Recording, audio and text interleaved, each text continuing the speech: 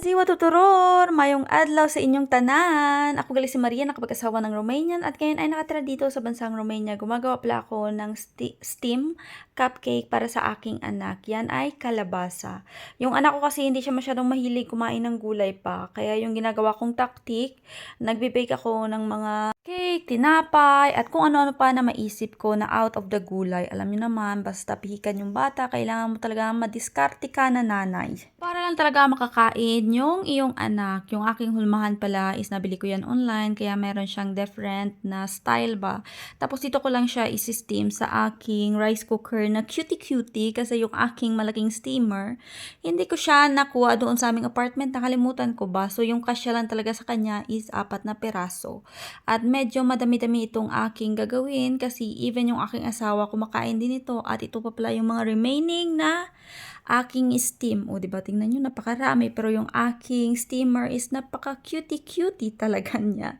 Tapos, gagawa rin pala ako ng kalabasa na cake. Lagi kasi ng kalabasa na nabili ko, so why not na gumawa ako ng iba't ibang klase na bake out of kalabasa. Naka-bake na ako nito before, pero yung na-bake ko is placenta siya or para siyang bibingka style ba. Kaso nga lang hindi ko siya na-videohan at nagustuhan din ng aking asawa yung time na yun ba. Kaya ngayon naman is gagawin ko siya ng cake. Wala lang, type ko lang talagang gumawa. Mahilig na talaga ako mag-bake-bake ng mga something ba.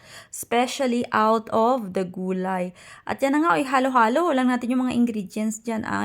Yung mga ingredients na nilagay ko is itlog, harina, kunting asukal, baking powder, asin, basta yung mga basic lang ba nga ginasahog man sa pagbe-bake.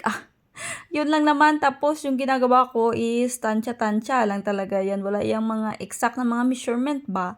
So ito na tapos na pala ako dito na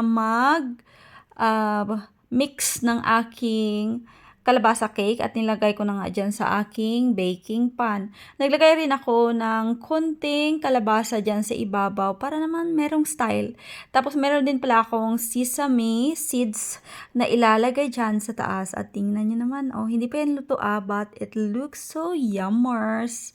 Tapos nilagay ko na pala siya sa may oven at yan na yung kanyang itsura. Bali, naghabok na siya ba? Nag-bake din ako ng tinapay kasi tinapay is life dito sa aming bahay ba. Kaya yan nag-bake ako, nilagyan ko ng sesame seeds din.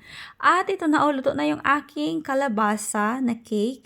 At of course, itong aking tinapay na 2 piraso.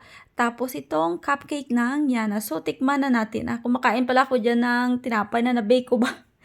Gutom na abi mga jay. Fairness talaga sa aking ginawa. Masarap talaga siya at hindi ko na kailangan pag pumunta sa store para bumili ng mga cake ba.